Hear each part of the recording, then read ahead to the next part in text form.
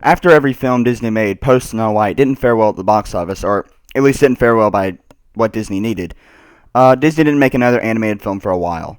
In fact, it was an entire 8 years after Bambi's release when Cinderella was finally released, and of course that had something to do with the package films and the war, but it still took a really long time for another feature film. Cinderella is about, well, Cinderella, a young woman who is forced into servitude by her stepmother after her father's death.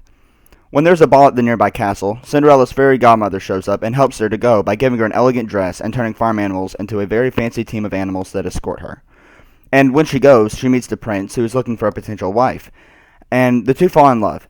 However, the fairy godmother's spell begins to wear off at midnight, so Cinderella flees the ball, but accidentally leaves behind her glass slipper, and the prince becomes determined to find out who Cinderella is by having every maiden in the land try on the slipper. Now, I'm going to be honest. I wasn't really looking forward to watching this one again. When I was younger, I never really could get into this one, and it was one that my sister liked way more than me. And because of this, I always sort of thought that Cinderella was one of the more girly Disney movies, and because of this, I really wasn't looking forward to seeing it again. I'm actually of the belief that most Disney princess movies have plenty in them for both genders, and I actually wonder if they really do appeal to one gender over another, but I won't think about this now. But it may actually be a pretty decent topic for a standalone video.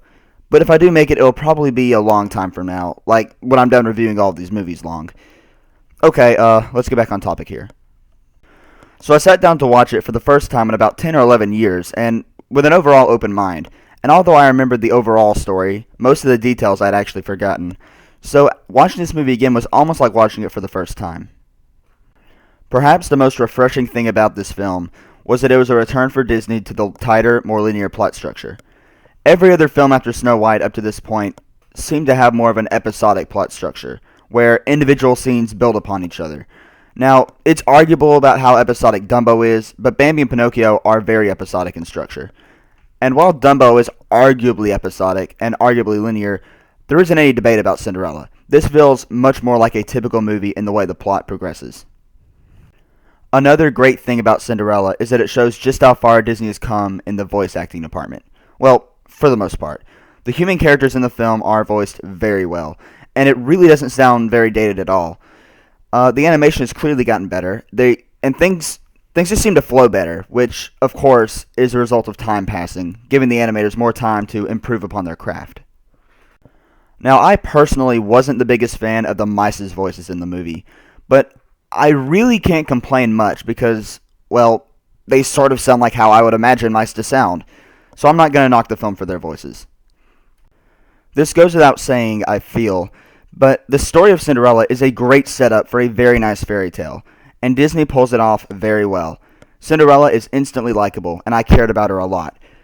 And the evil stepmother and stepsisters are terrific villains, and a lot of the stuff they make Cinderella do is just crazy. The prince and the other people at the castle don't really get fleshed out enough for my taste, and the fairy godmother is a very popular Disney character, and I was looking forward to seeing the scene with her in it again, because I'd forgotten what exactly resulted in her showing up. And yet, the movie actually doesn't explain her or her place in the story. She just kind of shows up out of nowhere and leaves about as fast as she arrives. This sounds sort of weird, and yeah, I won't lie, it is very weird. Okay, moving on. This movie is actually pretty tough for me to review. Not because I don't know what to say, but because, and I have a sneaky suspicion I'm going to be talking about this same stuff later, there are things in this film I like a whole lot, and then there are things I don't. And these bad elements in this film really drag this movie down and prevent it from being seen as a timeless classic in my eyes. So what's good about it?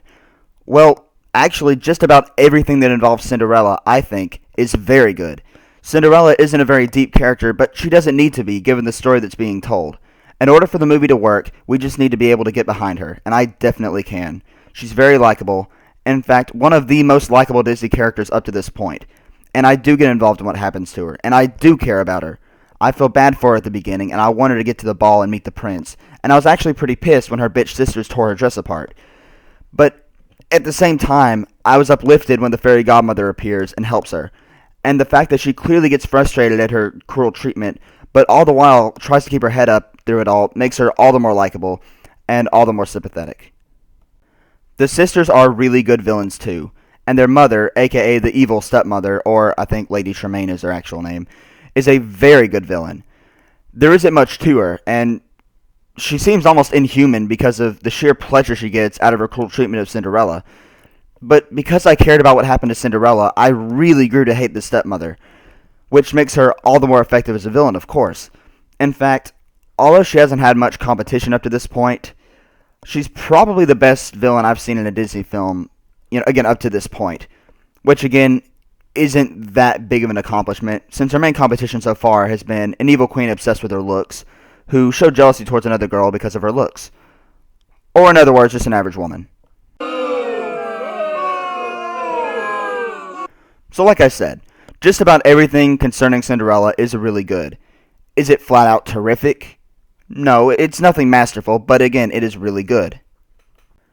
In fact, I honestly almost like the Cinderella stuff in this movie as much as I like Bambi. Not quite, but it's in the same tier. But then, for some inexplicable reason, Disney decided to almost fuck up everything because either Walt or someone else involved in production got a huge boner for these little shits. If you remember anything about this movie, I've got a feeling you will agree. There are several pretty damn lengthy scenes involving the mice that live in the house that just don't need to be here. Not only does it not serve the plot to have them, but they aren't even that great of characters in the first place. And yeah, I know the mice create Cinderella's dress that immediately gets ripped apart. But surely Disney could have found a way to have Cinderella's dress be made without giving these mice so much screen time. And I hated it when they were the focus. One mouse in particular is so stupid, he threatens to ruin the entire film single-handedly. There's a scene early in the film involving the cat where this character acted so fucking stupid that it actually kind of pissed me off. And I swear to you, I'm not over-exaggerating. This rat really was this fucking stupid.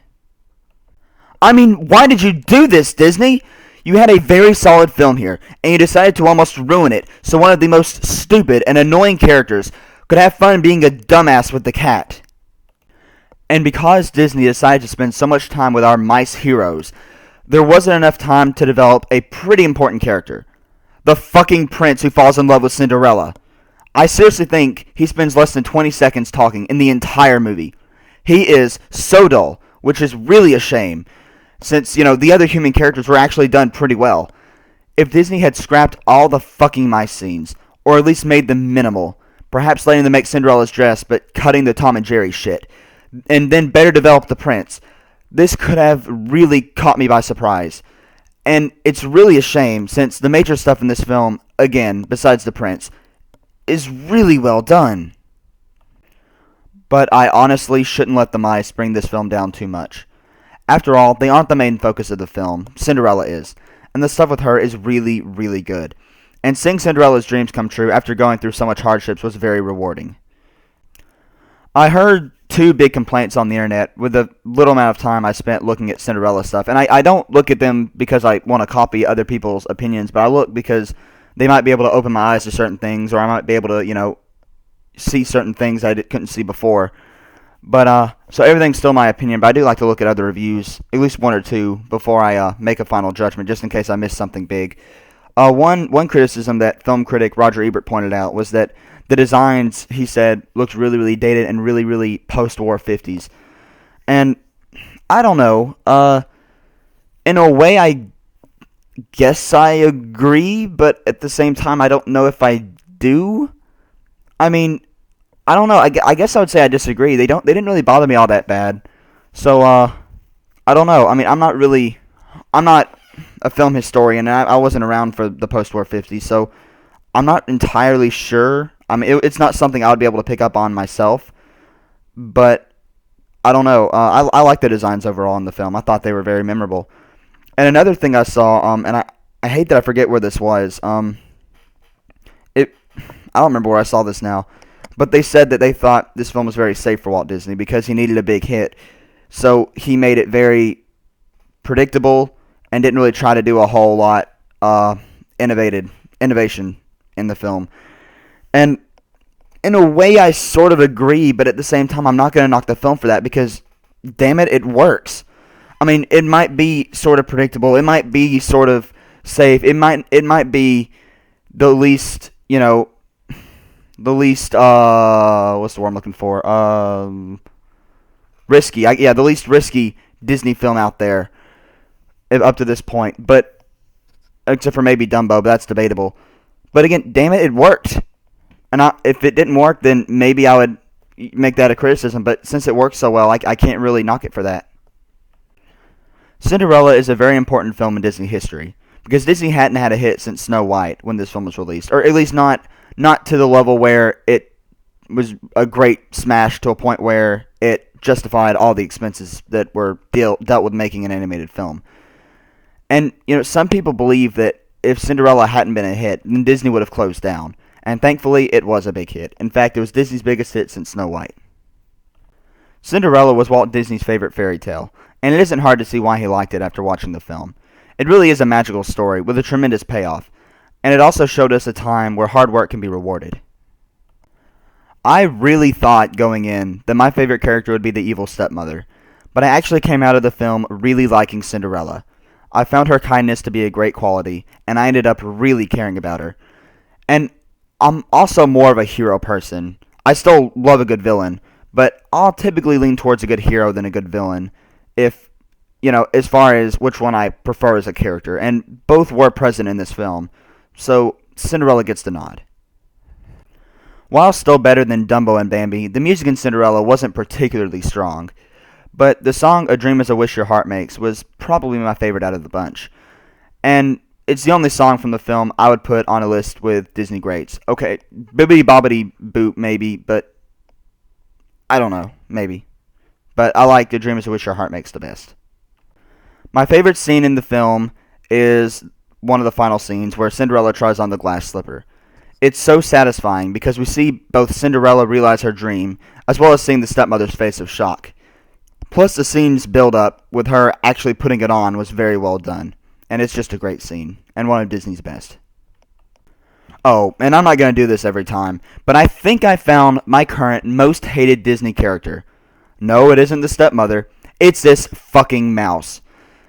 I'm not keeping any form of a ranking, but if I find any other Disney character who I hate as much in the future, God forbid, I will be sure to let you guys know. But right now, it's this little twat. Cinderella is one of those disappointing films that has a lot of greatness in it, but also some flaws that hold it down. This film would be up there with Pinocchio and Bambi if the plot was tighter and if the mice weren't as big as they are. And especially if this dumbass weren't in it. But Cinderella is still a great film, and I'm not going to knock it too much because I didn't care for the side characters. And, I really don't know how I feel about this film overall compared to other ones. I know I don't like it as much as Pinocchio and Bambi. I know it's not as good as Snow White. But I don't know. I'm really interested to see where it falls when I actually watch all these and rank. Make the video ranking all my favorite Disney films in order, or ranking all the Disney films in order. In order of how much I like them. I don't know why I had such a hard time saying that, but because I think this is a film, and I think I'll be saying this in the future too. But this is a film where I think I like it more than I respect it. I liked it more than it is good critically or technically. So it's really kind of hard to rank, but I guess I'm going to say that Cinderella is overall a great film, and I'm going to give it 4 stars out of 5. And again, this film could actually be higher than some of my 4.5 star reviews later. I don't know. We're going to have to see. Maybe it won't be, but I like it a lot, but it just had some flaws, and I can't give it more than 4 stars. But it's really a shame. But that's all right. Like I said, this could be as high as top 15 Disney films, possibly even top 10 when we get to the end. Probably not, but it could be that high. All right, thanks for watching, and I'll see you next time.